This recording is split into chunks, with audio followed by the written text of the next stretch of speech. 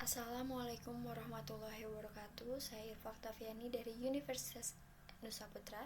Di sini saya akan menjelaskan tentang pasar modal dan bursa efek.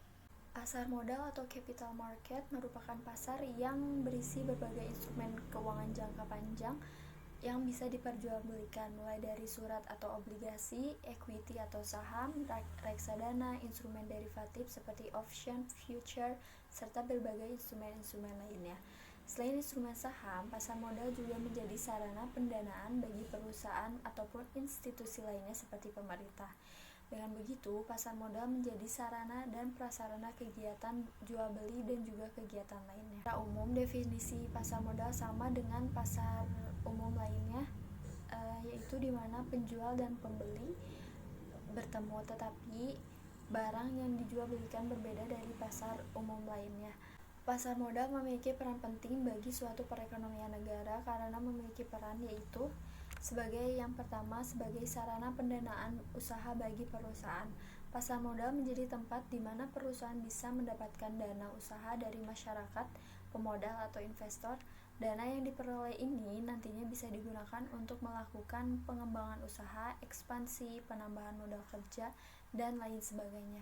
Yang kedua yaitu sebagai sarana bagi masyarakat untuk investasi.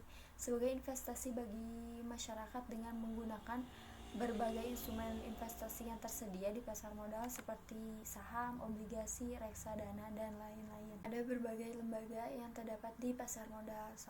Salah satunya adalah Bursa Efek. Bursa Efek merupakan sebuah pasar yang terorganisasi di mana para pialang melakukan transaksi jual beli saham atau surat berharga dengan berbagai perangkat aturan yang telah ditetapkan.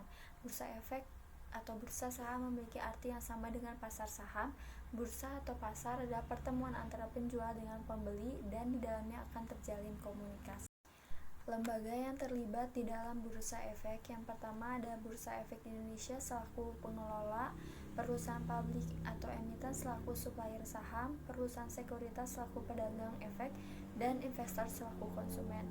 Namun ada pula lembaga lainnya yang terlibat di bursa saham yang berada di belakang layar, ada KSEI, KPI, bank kustodian, dan profesi penunjang lainnya.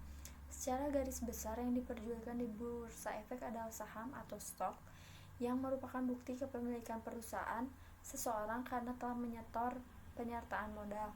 Dalam hal ini, pemegang saham berhak atas bagian laba sebanding dengan persentase modal yang ia setorkan terhadap modal perusahaan seluruhnya. Kemudian, ada obligasi yang merupakan bukti peminjaman modal jangka panjang antara perusahaan emiten dengan obligasi atau pemegang obligasi yang membeli obligasi perusahaan. Sekian dari saya.